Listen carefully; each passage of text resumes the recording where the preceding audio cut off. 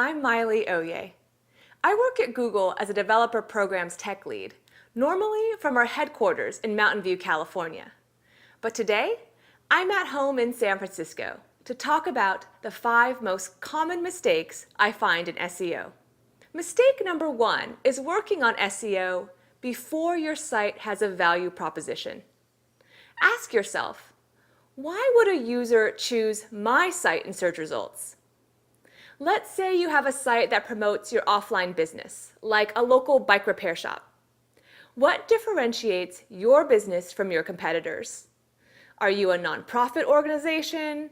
Or perhaps you offer free estimates, a free demo, or you're the oldest independent dealer in the city?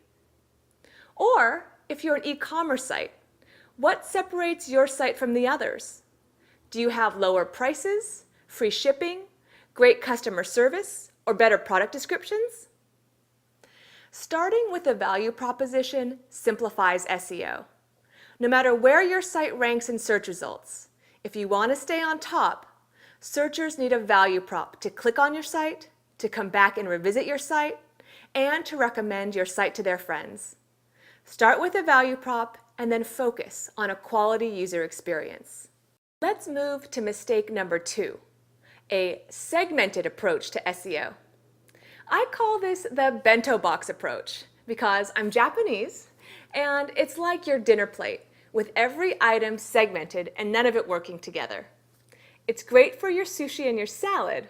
It's not as great when there is no communication between your marketing, biz dev, and SEO teams. So mistake number 2 is about working on SEO in a silo. A better, more holistic approach to SEO is to consider the entire user experience, from marketing campaign all the way to the actual conversion, and potentially repeat business. Vanessa Fox, a consultant and author on search engine strategy, wrote about this type of bento box approach with respect to the Super Bowl, when it's difficult for companies to completely integrate their offline television ads with their online SEO efforts. She noted that a car company spent millions on TV ads to lead users to a website, editYourOwn.com, where they could then edit their own car video. On Super Bowl Sunday, this commercial probably not only brought users to the website, but actually helped the query, Edit Your Own, to rank number 36 on Google Hot Trends. Now imagine if this were your company. As the SEO, you can't just focus on your regular keywords that you do every day, but you also need to integrate marketing campaigns and optimize for the words, edit your own. Mistake number 3 is putting effort into time-consuming workarounds, rather than researching new features or best practices that can simplify your tasks. For example, for sites with paginated content, in the past, some webmasters tried the workaround of using rel canonical on subsequent pages to their page 1. This unfortunately can cause a loss of content in Google's index.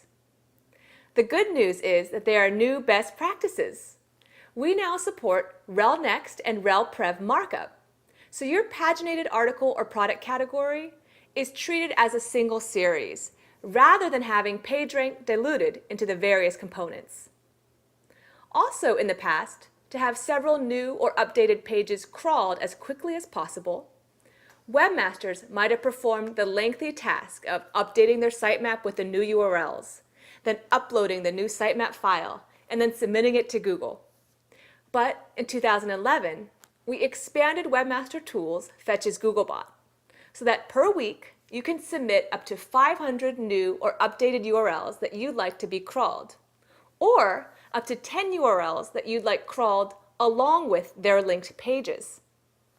When submitting through Fetch's Googlebot, most URLs are crawled within 24 hours.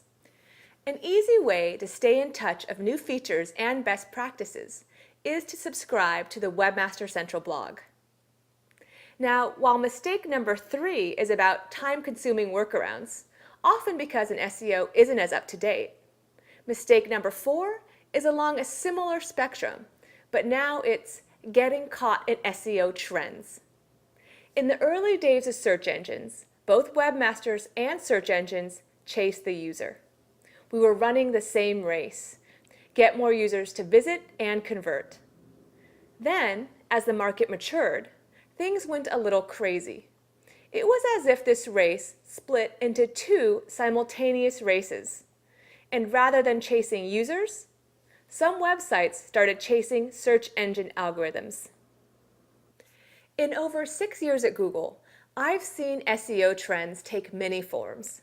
Around 2005, SEOs lost focus and spent countless hours editing their content for the optimal keyword density, meaning keywords per page. Not a great use of their time. Instead, they could have better spent their time making their content readable, compelling, and informative. I'm sure you have a long list of tasks for your site. Try to avoid the SEO trends and instead prioritize the tasks that will bring lasting value. Finally, this brings us to mistake number 5, slow iteration. At Google, we've been known to say that the main constant in SEO is that it's constantly evolving. The faster your team is able to iterate, the better. A good recipe is to 1, define metrics for success. Then 2, implement improvements. Next, measure the impact, and then create new improvements. And then last, prioritize those improvements based on the market and your team's personnel. And then, of course, repeat. The advantage to having an agile SEO cycle is quite clear. In 2009, we launched Rich Snippets, recipe or event sites that could iterate quickly and implement the proper markup could now show much more appealing search results. The same was true of video sites that were able to quickly create and submit video sitemaps. Again, those who were agile could get the benefits. Those are the 5 most common SEO mistakes that I find. But now let's cover good practices in SEO. First, do something cool. Have a value proposition that separates you from your competitors. Second, include relevant keywords in your copy.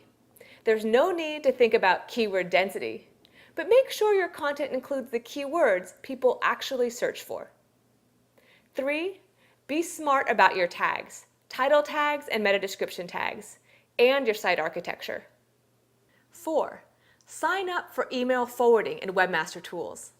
This allows important messages from Google, such as notifications for crawl issues, to be forwarded directly to the inbox you check regularly, whether that's your work account inbox, Yahoo, or Gmail.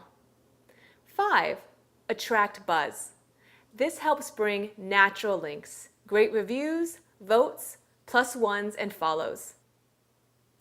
And last, stay fresh and relevant. Perhaps expand your reach to social media sites, if that's a great place to reach your audience. Or make sure your site is accessible on smartphones if your product is great on the go. I hope this video helps you avoid the common SEO mistakes and instead focus on the good practices that can bring lasting, positive benefit. Thanks for watching.